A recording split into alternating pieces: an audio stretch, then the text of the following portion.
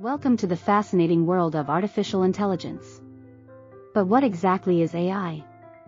AI is a branch of computer science that aims to create intelligent machines.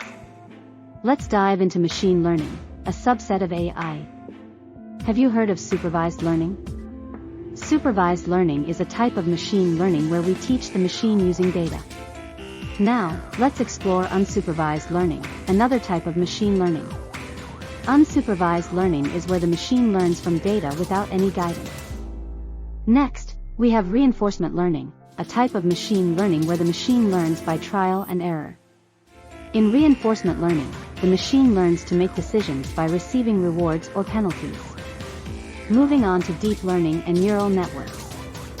Ever wondered how a neural network looks? Neural networks are the backbone of deep learning. They mimic the human brain to process data. Let's look at a specific type of neural network, the convolutional neural network or CNN. CNNs are primarily used in image recognition, helping machines to see and understand images.